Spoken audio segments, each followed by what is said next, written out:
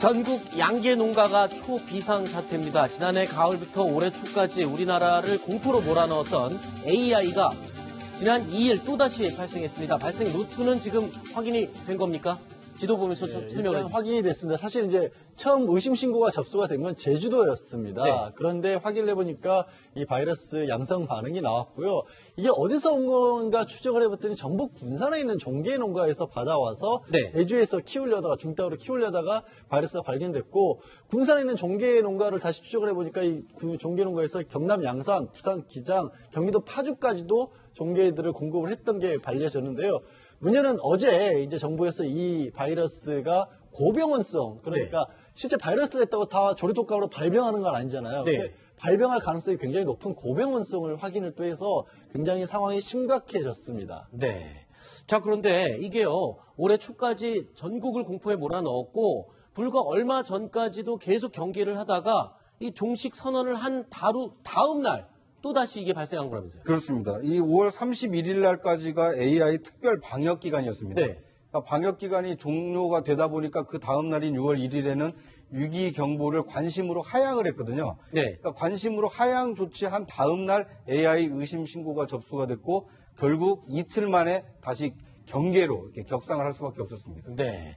자, 그래서요, 저희가 AI 발생과 관련해서 전문가와 전화를 연결을 해놨습니다. 중앙대학교 약학과의 설대우 교수님이 전화로 연결돼 있습니다. 교수님 안녕하십니까? 예, 안녕하세요. 네. 자, 지금 요번에 다시 또 발견된 조류독감 AI, 이게 어느 정도 독한 지금 바이러스입니까? H5 계열이라고 해서 여태까지 발견된 게 여러 가지가 있는데요. 네. H5N1, 그 다음에 작년에 유행해가지고 얼마 전에 끝난 H5N6, 그 다음에 지금 막 유행하고 있는 H5N8, 이런 것들을 다 H5 계열이라 그러는데요. 네. 이 H5 계열은 조류 입장에서 볼 때는 굉장히 고병원성인 걸로 알려져 있습니다. 네. 그리고 H5N8은 지금 유행하고 있긴 하지만 2014년도에 네. 우리나라에서 2014년도 가을, 2015년도 봄까지 유행한 적이 있고요. 네. 그 다음에 2016년 작년도에서 얼마 전에 끝났을 때 H5N6가 많이 회자되기는 했지만 이때도 네. 간간히 H5N8형이 네. 실제로 관찰이 되고 있었어요. 네. 그러니까 2014년부터 네. 계속 지금에 이르기까지 우리나라의 H5N8형이 있었던 걸로 생각이 듭니다. 네.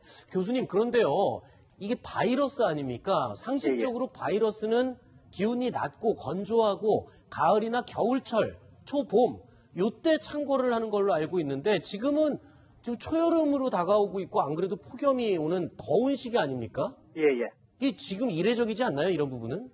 상당히 이례적이죠. 우리나라는 이 조류독감의 유행이 상당히 계절 요인이 있습니다. 그러니까 그렇죠.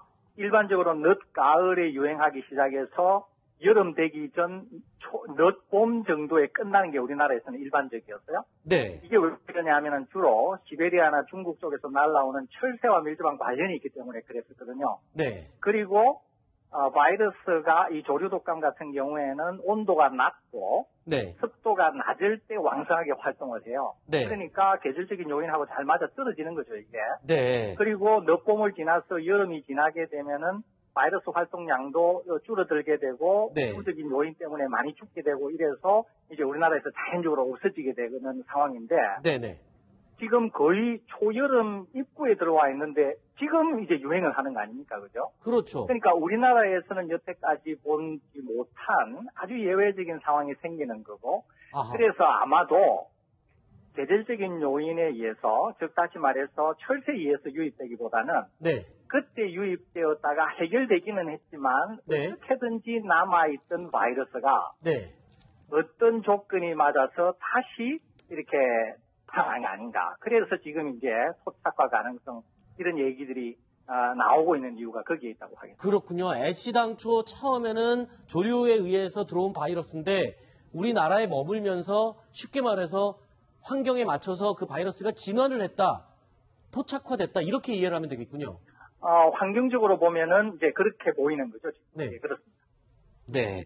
자, 그러면 짧게 하나만 더 여쭙겠습니다. 지금 생닭, 그러니까 살아있는 닭의 이 판매를 지금 금지한 상태인데 지금 이게 사람한테도 감염이 되는지 여부 이게 좀 궁금하거든요. 간단하게 짧게 말씀해 주시죠.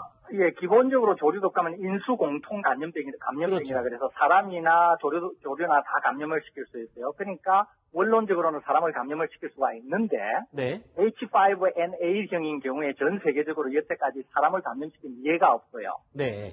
그렇기 때문에 우리나라에서도 아마 사람을 감염시키기는 어려울 것 같고요. 네. 다만 이 조류독감 바이러스는 열에 굉장히 약하기 때문에 네. 75도 이상에서 5분 이상 가열해서 드시면 바이러스가 완전히 멸균되기 때문에 네네. 식용으로 하시는 것은 굉장히 안전합니다. 대신 지금 생닭 판매 같은 경우에는 식용으로의 이런 소비뿐만 아니라 아마 이동 제한 조치로도 네. 이게 이해가 되거든요. 그래서 네네. 지금 같은 경우에는 확산을 방지하기 위해서 살아있는 닭의 이동을 금하는 그런 조치가 아닌가 이렇게 생각이 듭니다. 네, 알겠습니다. 교수님 오늘 전화 연결 응해주셔서 고맙습니다. 예, 감사합니다. 네. 자, 뉴스탑10 저희가 정한 10번째 마지막 소식이 남았습니다. 확인해 보시죠.